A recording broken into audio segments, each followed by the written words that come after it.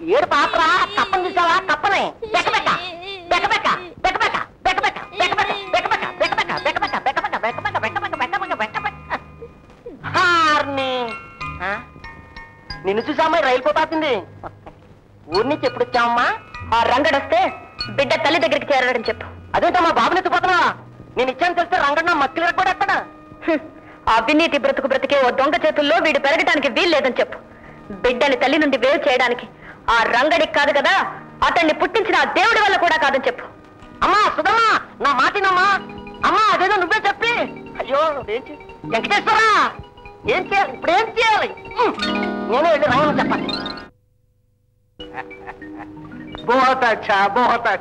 ఈ machine Germany నుంచి తెప్పించాను సెట్జీ. ఈ బ్లాక్ ఒక్కొక్క దానికి 10,000 రూపాయలు ఖర్చు పెట్టి బ్రహ్మదేవుడు కూడా తేడా కనిపెట్టలేనట్టు తయారు చేయించానని నువ్వు అనుకుంటున్నావు, కానీ నీ దగ్గర నోట్లు కొనడానికి మేము రాలేదు మిస్టర్. నిన్ను అరెస్ట్ చేయడానికి వచ్చాం. వాడు ఎక్కడికి పోలేదు సార్. వాడిని మీకు పట్టించే బాధ్యత నాది.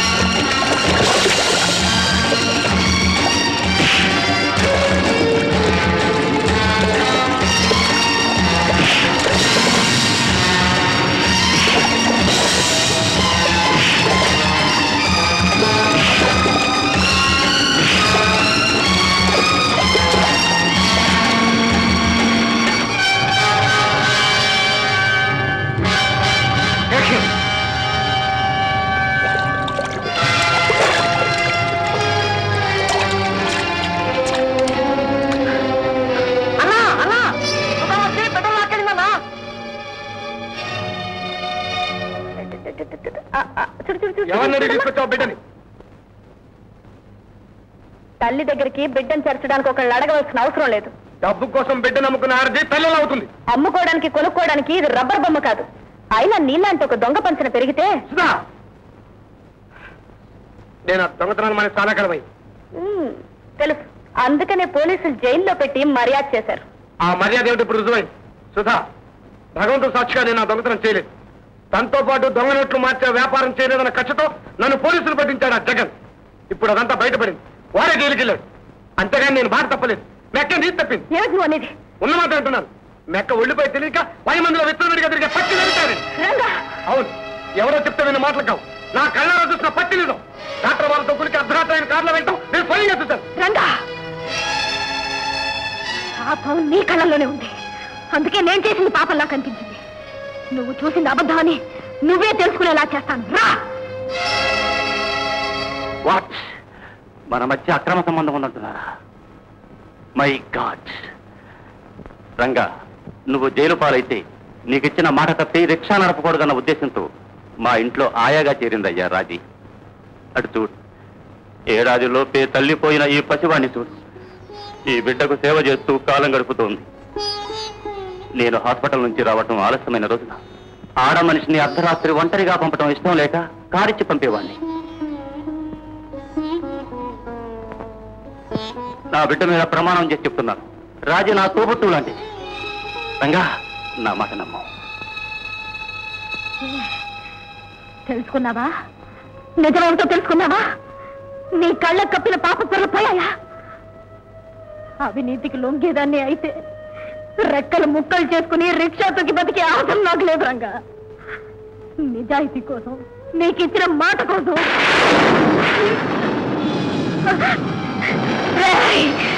రాక్షసుడా, ప్రాణం తీస్తాను,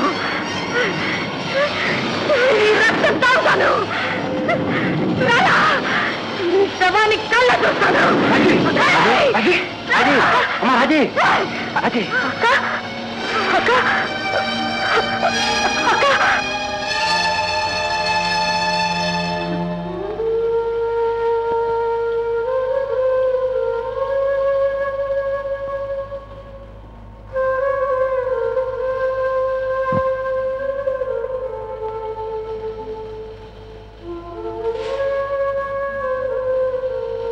ఒకసారి ఇలా వస్తారా?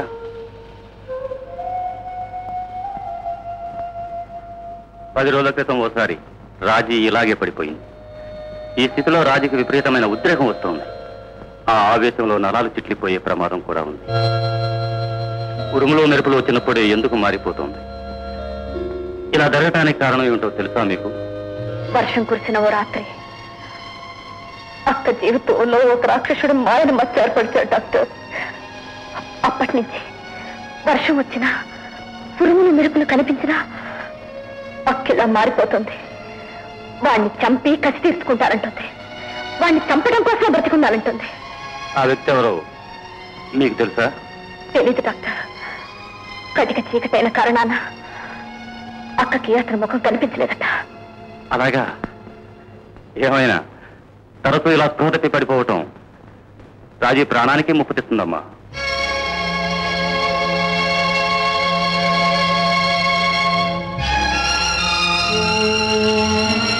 వాణ్ణి చంపి కసి తీసుకుంటారంటుంది.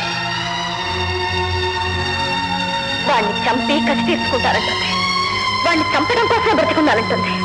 వాణ్ణి చంపి కసి తీసుకుంటారంటుంది. వాణ్ణి చంపడం కోసం బ్రతికుండాలంటుంది.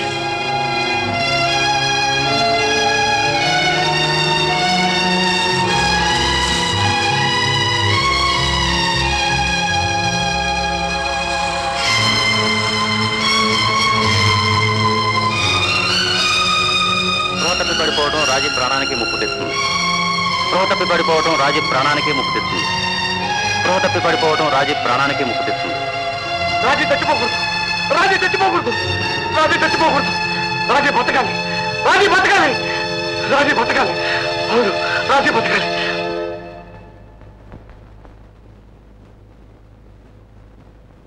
రాజీ, రాజీ, ఏంట్రంగా? నీకు ద్రోహం చేసిన వాడు కనిపించాడు రాజీ.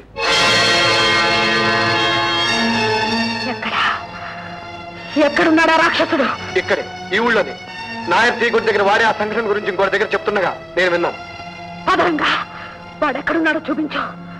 ఈ క్షణమే వాడిని ముక్కలు ముక్కలు చేసి కాకులకి గెద్దలకి ఎగరేస్తాను. పదంగా. తొందరపడకు రాజీ. 10 మందిలో నువ్వు ఆ పని చేస్తే నీ బ్రతుకు అల్లరి పాలవుతుంది. అందుకే కొండ మీద ఉన్న పాతగుడి దగ్గరికి ఇవాళ రాత్రి 12 గంటలకు వాడిని తీసుకొస్తాం. ఆ వేళకి నువ్వు కూడా వస్తే వస్తాను.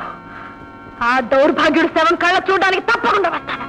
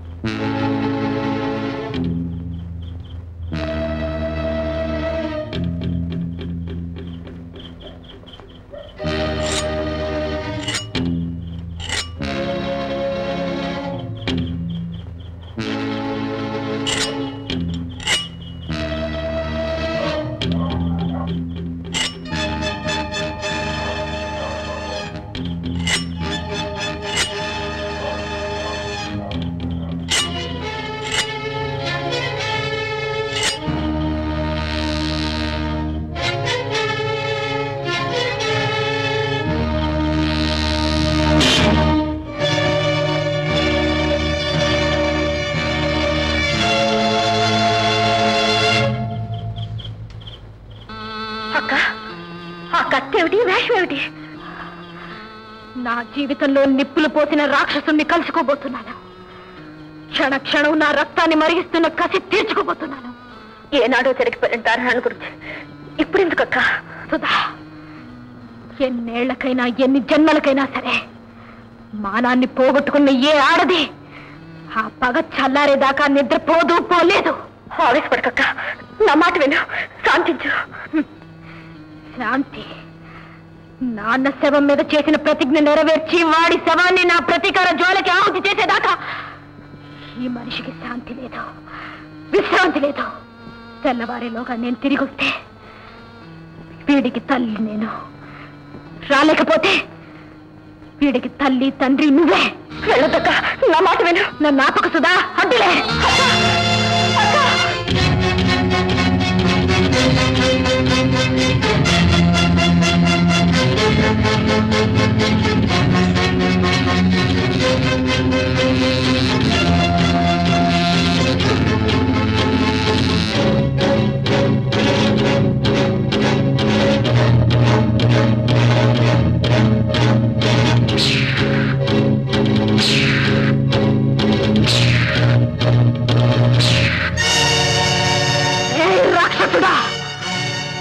ఆడది అబలని ఆ రోజు పశువులా నా మీద పడి నా మానాన్ని బలి తీసుకున్నావే. ఆడది ఆదిశక్తి అని ఈ రోజు నిరూపిస్తాను రా. నిన్ను చిత్రవద చేసి నా పగ చల్లార్చుకుంటాను. తిరగరా, ఇటు తిరుగు. అంకా నువ్వా? ఏడి వాడేడి? ఆ దుర్మార్గుడు ఎక్కడున్నాడు? చెప్పు రంగా, చెప్పు. అతను ఎవరో తెలిస్తే కసిదీరా చంపి నీ ఆవేశం చల్లార్చుకుంటావా? తప్పకుండా. ఆ దౌర్భాగ్యుణ్ణి నరికి పోగులు పెడతాను. చెప్పు రంగా, ఎక్కడున్నాడు? ఎవరైనా సరేనా? ఎవడైనా సరే. వాడి రక్తాన్ని కళ్ళ చూడ్డానికే నేను ఇంకా బతికున్నాను. ఏడి వాడు? ఇదిగో నీ ఎదురుగానే ఉన్నాడు. ఏమిటి నువ్వు అనేది? అవును, నేనే రాజీ. ఆ రోజు నీకు అన్యాయం చేసిన దుర్మార్గుడిని నేనే. లేదా, నువ్వు అలాంటి వాడివి కాదు. ఆ ఘోరం నువ్వు చేశావంటే నేను నమ్మలేను. నీకు పరిచయమైన ఈ రంగడికి ఆనాటి రంగడికి చాలా తేడా ఉంది రాజీ. ఆ రోజు గుర్తొస్తేనే గుండె కలుక్కుమనే ఆ రోజు నా చేత బలవంతంగా తాగించారు నా పక్కనున్న వాడు. ఆ మత్తులో నేనేం చేస్తున్నానో ఎటు నడుస్తున్నానో తెలియని స్థితిలో నువ్వు నాకు అత్తపడ్డావు. ఘోరం జరిగిపోయింది. మన్నాటికి నా మత్తు వదిలి నేను చేసిన పాపం నా కళ్ళ ముందు కదులుతూ ఉంటే నేను ఎంత బాధపడ్డానో, ఎంత కుమిలిపోయానో నీకు తెలీదు రాజీ, తెలీదు. ఆ చీకట్లో నీ ముఖం నాకు కనిపించలేదు. నాలో మొదటిసారిగా మత్తుని పెంచి నా చేత ఆ ఘోరం చేయించిన తాగుండి ఆరోగ్యం అనేశారు. అప్పటి నుంచి నా వల్ల నష్టపోయిన ఆ స్త్రీ నాకు ఎదురైతే నా కన్నీళ్లతో ఆవిడ పాదాలు కడగాలని క్షమాపణ కోరుకోవాలని బతుకుతున్నాను. రాజీ, రాజీ, నేనే ఆ రాక్షసుని. నన్ను తప్పి నీ కలిసి తెచ్చుకో, నీ పగ తలార్చుకో. రంగా, రంగా, నువ్వు ఎన్ని మాటలు చెప్పినా, ఎన్ని కథలు అల్లినా నన్ను నమ్మించలేవు. నీ గురించి తెలియని వాళ్ళ దగ్గర చెప్పు, నా దగ్గర కాదు. ఇంకా నన్ను నమ్మించడానికి ప్రయత్నం చేయొద్దు. ఆ నీచుడు ఎక్కడున్నాడో చెప్పు రంగా. నీకు తెలియదు రాజీ, ఆ దారుణం చేసింది నేనే. ఆనాటి పాపానికి రుజువు ఇదిగో చూడు.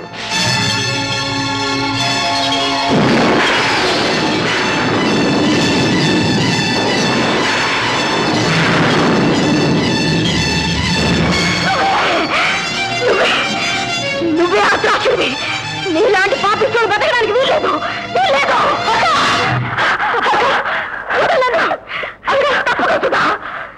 నా జీవితం నాశనం అవడానికి కారకుడు ఈ చండాలుడే. వీడి అంతం చూస్తాను. అలాగే చంపే. తాగిన మైకంలో చేసిన పాపానికి ప్రాయశ్చిత్తంగా నీ కండగా నిలబడాలని తాపత్రయపడుతున్న రంగణ్ణి చంపే. ఇతను దుర్మార్గుడు, పాపి. అవును, పాపి. నువ్వు పతితవని కులతవని 10 మంది నిన్ను వెలివేయబోతుంటే అడ్డుపడి నీ మెళ్ళో పసుపు తాడి కట్టి నీ గౌరవాన్ని నిలబెట్టిన రంగణ్ణి ఒక్క వేటితో తల నరికేయక ఇతను తుచ్చుడు, నీచుడు. పొట్టకూటి కోసం నువ్వు రిక్షా తొక్కుతున్నావని నీ మీద జాలిపడి నీ చేత ఆ పని మానిపించి నిన్ను బిడ్డని బ్రతికించడం కోసం రాత్రి పగళ్ళు తన కష్టపడి నీ కళ్ళల్లో ఆనందాన్ని చూసి మురిసిపోయే రంగణ్ణి చిత్రవత చెయ్యక అతను దౌర్భాగ్యుడు. నీ చెల్లెని బ్రతికించుకోవడం కోసం నువ్వు కన్న కొడుకునే అమ్ముకుంటే ప్రాణాలకు తెగించి డబ్బు సంపాదించి ఆ బిడ్డను తెచ్చుకుని తన గుండెల మీద వేసుకుని పెంచుకుంటున్న రంగణ్ణి నరికి పోగులు పెట్టక్క. అతను ఓ పాపాత్ముడు. ఆకాశంలో ఉరిమినప్పుడల్లా నీలో పెరుగుతున్న ఆవేశం నీ ప్రాణానికే ప్రమాదమని డాక్టర్ చెప్పడం విని నిన్ను బ్రతికించడం కోసం తను చావడానికి సిద్ధపడ్డ రంగణ్ణి ఒక్క వేటితో తల నరికేయక్క. అతను ఓ రాక్షసుడు. నువ్వు అతన్ని ఊళ్ళో 4 ముందు చంపితే నీ మీద హత్యా నేరం పడుతోందని నువ్వు జైలు పాలవుతావన్న భయంతో అర్ధరాత్రి ఊరి చివరకు తీసుకొచ్చి నీకు బలైపోవడానికి నిలబడ్డ రంగడు తన చావులో కూడా ఎదుటి మనిషి శ్రేయస్సును కోరుకునే ఈ రంగణ్ణి ముక్కలుగా నరికి చిత్రవత చేయక. అతను దుర్మార్గుడు, దౌర్భాగ్యుడు. కానీ అక్క, ఆగిపోయావే. దేవుడు రాక్షసుడని నీ మంచి కోరే మనిషి వంచకుడని ఇంకా నీ కనిపిస్తే చంపేయక్క, చంపే. మోసబుసిన మంచితనాన్ని నీ చేతులతో నరికే. నీలో కసి ఉంది, నీ చేతిలో కత్తి ఉంది. చంపేయక్క, చంపే. వద్దు రాజీ, వద్దు. నీ ఆవేశాన్ని అణుచుకోవద్దు. అది నీ ప్రాణానికే ప్రమాదం. రాజీ, నా పాపానికి నన్ను శిక్షించు రాజీ, శిక్షించు. ఒక అమాయకురాలి బ్రతుకుని కాలరాచిన రాక్షసుని, ఒక అబల జీవితంలో నిప్పులు పోసిన పాపాత్ముడిని. రాజీ, నువ్వు నన్ను క్షమించినా భగవంతుడు నన్ను మన్నించడు రాజీ, మన్నించడు. నా పాపాన్ని శిక్ష పడవలసిందే, శిక్ష పడవలసిందే. ఆడదాన్ని ఆట బొమ్మలా వాడుకుని ఆడుకునే ఈ మగజాతికి నా శిక్ష కనువిప్పు కావాలి, హెచ్చరిక కావాలి. కానీ ఆడదాన్ని నీ చేతులతో నువ్వు చంపలేవు. అందుకే ఆ పని నేనే చేసుకుంటాను. పాపం చేసిన ఈ చేతులతోనే నా పాపాన్ని నేనే శిక్ష విధించుకుంటాను.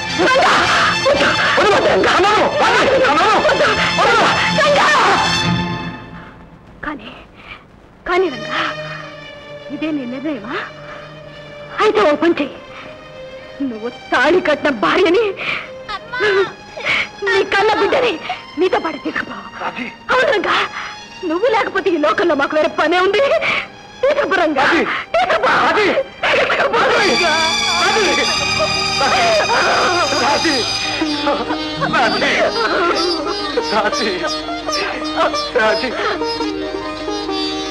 ఏడుకొండలవాడ వెంకటరమణ గోవింద గోవింద.